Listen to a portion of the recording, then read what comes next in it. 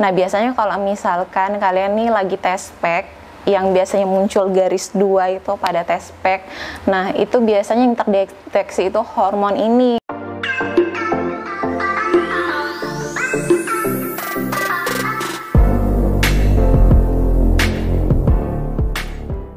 Halo Promil Lovers, Assalamualaikum warahmatullahi wabarakatuh. Kembali lagi bersama saya Bidan Ingrid di Makin Sehat Channel.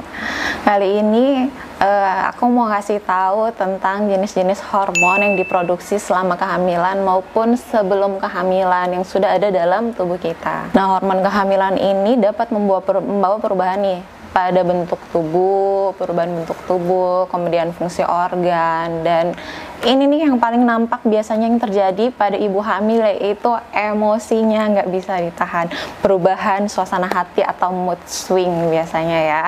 Nah, hormon kehamilan ini ada yang baru timbul saat hamil dan ada pula ternyata yang sudah ada dalam tubuh kita nih, cuma kadarnya bisa meningkat ketika kita hamil. Mau tahu aja apa hormonnya?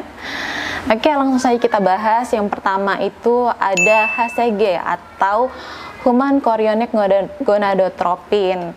Nah, hormon HCG ini merupakan hormon kehamilan yang diproduksi itu di plasenta.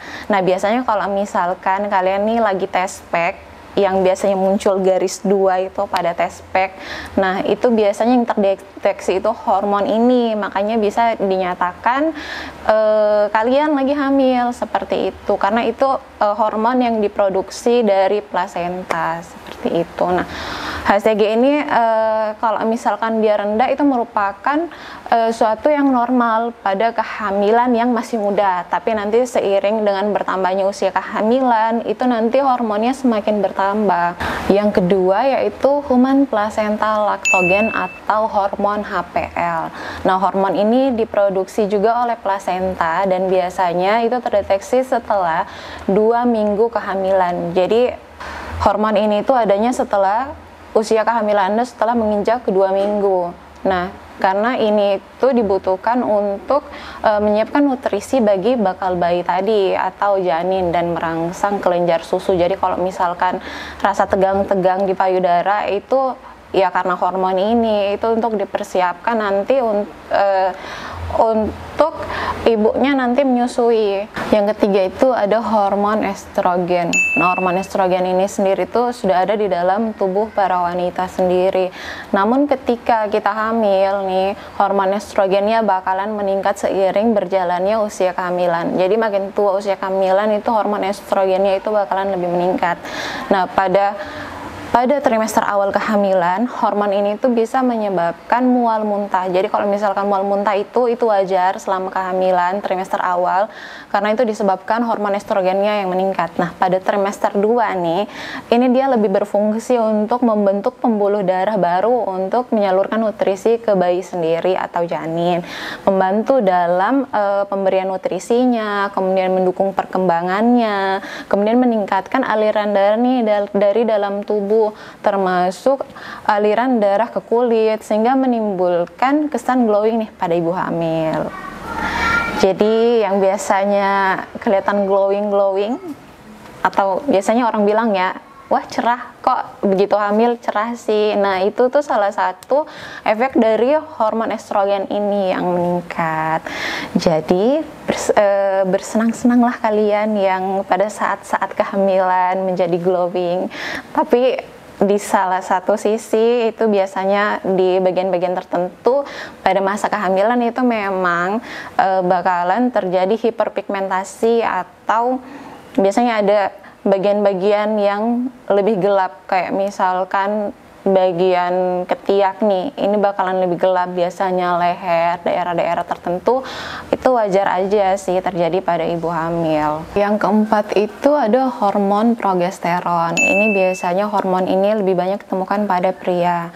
Tapi ternyata di dalam tubuh kita juga ada hormon progesteron ini, cuma kadarnya dia lebih sedikit. Nah, ketika kita hamil, hormon ini akan meningkat nih. Peningkatan hormon ini biasanya memicu terjadinya mual muntah, bahkan mules hingga sembelit. Dan biasanya akan timbul nih bulu-bulu halus pada sekitaran payudara dan sekitaran perut nih. Namun walaupun efeknya tidak mengenakan di badan kita dengan peningkatan hormon ini, tapi ternyata hormon ini juga sangat berperan penting dalam kehamilan kita, karena dia dapat menjaga, merelekskan otot-otot rahim nih, jadi tidak kontraksi, nggak sakit. Nah, terus menjaga ketebalan dinding rahim, terus menjaga sistem kekebalan tubuh terhadap kehadiran janin itu sendiri, karena kan ketika kita hamil itu tuh semacam ada benda asing di badan kita yang nempel di badan kita. Nah, dia itu menjaga sistem kekebalan tubuh kita, kemudian menyiapkan payudara untuk memproduksi ASI. Ini yang paling penting, karena ASI sendiri dapat meningkatkan kekebalan tubuh atau imunitas bayi, jadi sangat penting. Yang kelima itu ada hormon oksitosin. Hormon ini mungkin sudah banyak yang dengar ya, karena ini berkaitan dia untuk merangsang memproduksi ASI. Jadi mungkin ibu-ibu yang sudah pernah melahirkan atau yang belum pernah pun kayaknya sekarang sudah banyak mengetahui tentang hormon ini. Karena secara otomatis ketika bayi lahir dia akan merangsang puting susu ibu sendiri agar bayi bisa langsung menyusui. Tetapi bukan hanya untuk produksi ASI aja sih hormon ini, ternyata dia juga berpengaruh terhadap proses melahirkan. Jadi untuk melenturkan leher rahim sendiri pada saat proses melahirkan. Mungkin ada yang pernah dengar ya, kalau misalkan kita lagi lahiran nih, ada yang dengar pembukaan berapa sih? Pembukaan 1 atau pembukaan 4 atau pembukaan 5, oh sebentar lagi pembukaan 10 nih. Nah, jadi yang diukur itu pembukaan 1 sampai pembukaan 10, itu adalah leher rahim ini sendiri. Jadi perannya itu melenturkan leher rahim. Oke, yang terakhir itu ada hormon prolaktin. Nah, hormon prolaktin ini ketika kita lagi hamil itu akan diproduksi sebanyak 10-20 kali lipat.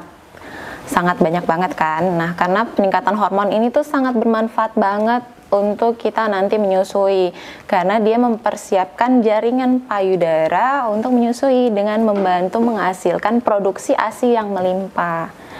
Oke, itu tadi kita sudah tahu hormon-hormon yang diproduksi selama kehamilan. Bahkan sudah ada beberapa hormon yang diproduksi dalam tubuh kita sebelum terjadi kehamilan, namun meningkat setelah adanya kehamilan. Dan sudah tahu sendiri ada ketidaknyamanan yang ditimbulkan oleh hormon itu, sebenarnya itu hal yang wajar. Mungkin cukup sekian dulu info hari ini, semoga bermanfaat untuk kalian semua. Jangan lupa untuk subscribe, like, komen, dan share video ini sebanyak-banyaknya agar bermanfaat untuk orang banyak. Dan yang paling penting, tekan lonceng notifikasi agar kalian tidak ketinggalan nih info kesehatan yang selanjutnya. Mungkin sekian dulu. Assalamualaikum warahmatullahi wabarakatuh.